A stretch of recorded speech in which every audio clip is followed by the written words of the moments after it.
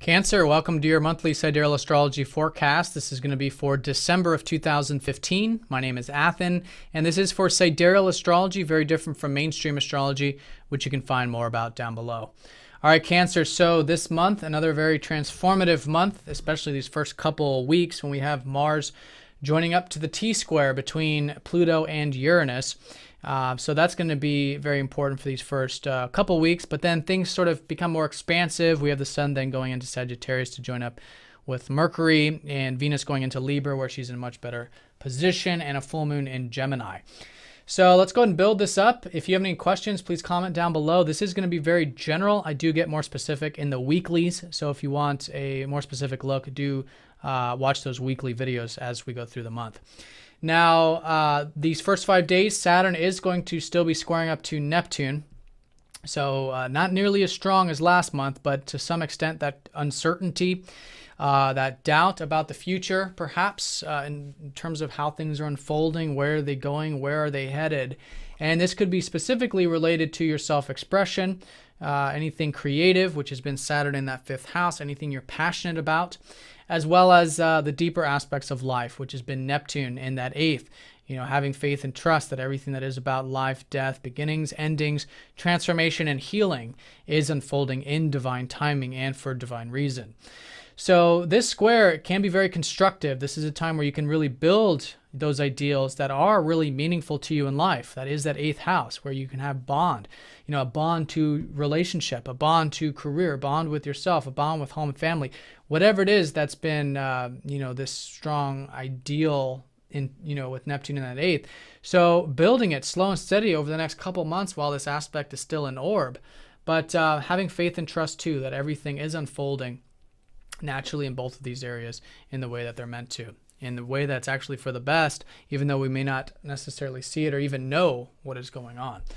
So that's going to be those two areas. And again, it's going to be waning. So it's sort of coming off of that from November. And then from the 5th through the 8th, here we come into the transformational energies of Mars squaring up to Pluto specifically for these few days. And then from the 9th through the 12th, Mars will be opposing up to Uranus within 1 degree. So this whole couple weeks, the key here is non-attachment. Mars is everything that we're intent on, everything we want, everything we're driven to achieve, to do. And squaring up to Pluto, which is about none of that. And Pluto is about stripping away everything that isn't pure, anything that is ego, is attached. Pluto is going to strip away. So the key going into this, and this is for all of us, is to have non-attachment, is to have gratitude, is to have compassion, and be willing to modify and adjust those things that maybe we think we want, but may not be for our highest good in the end, and we could realize as a result of this transit. So this is involving your communications with Mars here. There's been a lot of intention, a lot of drive to figure things out, to maybe communicate, to express yourself, to figure out, to get down at the bottom of things. To maybe socialize, a lot of assertive energy with that perhaps, but non-attachment with that will be very important, as well as your self-expression, your creativity, your passions in life, because Mars does rule your 5th, and also non-attachment with your career stuff. And I think those areas are going to be changing. And again, career could be anything, public or future related or for a legacy. So all of that's changing, and so be willing to do that, be willing to dive deep, and in that way there can be some very positive transformations as a result of this. Now in terms of this opposition up to Uranus, this has been your 9th house of travel, of adventure, and there's been over many years this freedom there, or wanting freedom there. And you certainly can have it, but with this opposition it's important to keep everything nice and grounded. It's important to keep everything nice and long-term, because oftentimes there could be something sudden, something out of nowhere, something unexpected, or maybe just an irritability, wanting to free ourselves from any restrictions on the daily level to go do this more adventurous stuff. But it's important with an opposition to realize that we have to have both. We got to have the practical, we got to have the daily stuff, as well as the possible and expansive stuff. And so seeing that, being aware of that, and implementing that is going to be important. And there really is something to listen to with this. Uranus is, does have a message here, so to speak, and this is about having more freedom in life. But it does need to be balanced and done in a healthy way. So that's going to be especially the 9th to the 12th with that aspect. And again, it's involving self-expression and your career stuff, which you might be feeling like making some sudden changes with also. And you can just taking it nice and slow. All right. So that's the first couple of weeks. What's nice about this first couple of weeks too is that Mercury is going to be going into Sagittarius, which is going to be your 6th house. So I think naturally you could be maybe thinking more about taking care of the daily stuff, maybe things around work, your health, your diet, your routine, regimens for these last 3 weeks out of the month. And it's a good way to channel that energy, channel that focus. And then a little bit after that, from the 10th through the 11th, Venus trines up to Neptune, which is very good actually for typically the relationship stuff, but for you maybe home and family, maybe even groups, friends, community stuff, since Venus rules those areas of your chart, and a good positive support too. Even though your communications and your mind and all this social daily stuff is going through a lot of transformations, there is this sort of repose here from the 10th through the 11th. Of enjoying that, to some extent, but I think mostly in terms of home, family, emotional stuff, maybe even friends, and anything you might consider your community there. Now, on the 11th, we do have that new moon, and this is going to be in your 5th house of self-expression, creativity, passion, joy, which right now is very serious because you do have Saturn in that 5th house. But the key with this is just to kind of reflect around this middle part of the month in terms of, what you're really passionate about. What are your hobbies? What are your creative pursuits? Is there anything new you want to start with? Anything you feel like is really important to you in life? It could be a business. It could be having a child. It could be anything creative. It could be romantic, anything like that that's really close to the heart. And just kind of sit with it and reflect on it. And as the month unfolds, that energy starts to build. And then in that way, you have more energy to put forward those new beginnings or those goals or intentions with that, which again usually does take place over a 6-month time period. But it's a good time to set new seeds with those things, okay? And that's for new things and existing things in your life.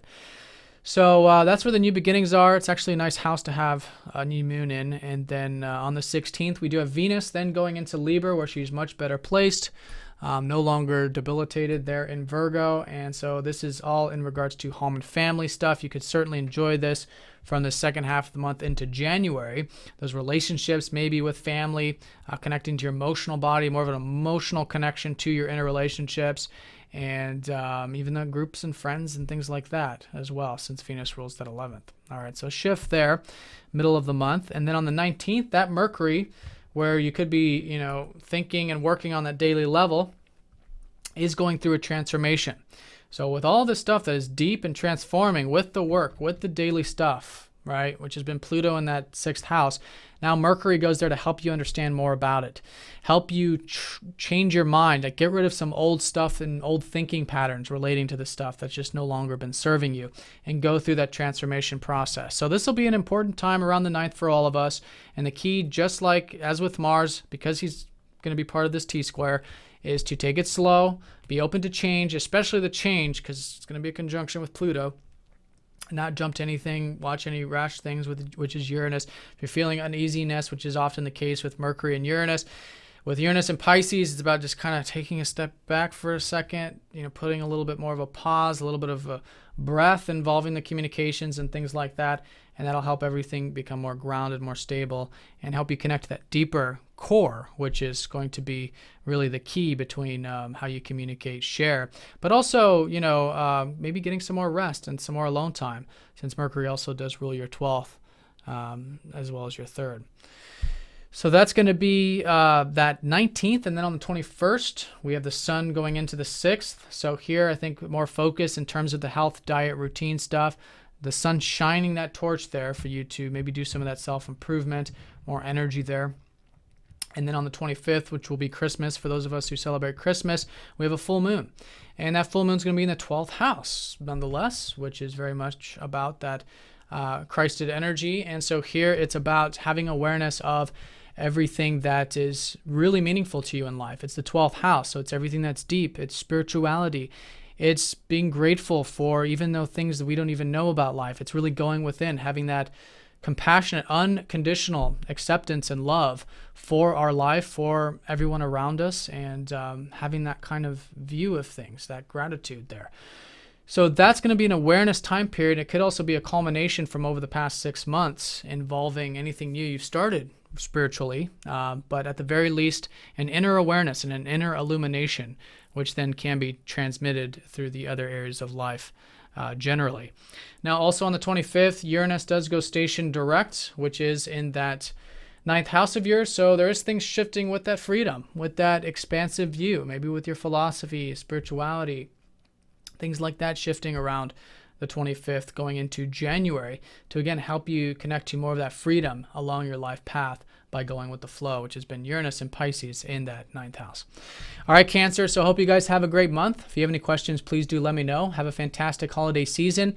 Do stay tuned for this message. I'm going to be running a special between now and the end of December for holiday readings. So do stay tuned for that, and I'll see you guys next time. Take care. All right, so it's that time of the year again for the holidays. I'm running a special this year. Get one reading for yourself for 2016 and gift that exact same reading to a friend or family member for the holidays. So whether it's a live phone or Skype session, whether it's a 1-hour recorded reading or a mini birth chart reading, you get that exact same reading you can gift out. So for more information on that, do click the link directly below. And I hope you guys have a fantastic holiday season. If you're new to the channel, be sure to subscribe because I also do daily and weekly videos. And I'll see you all next time. Take care.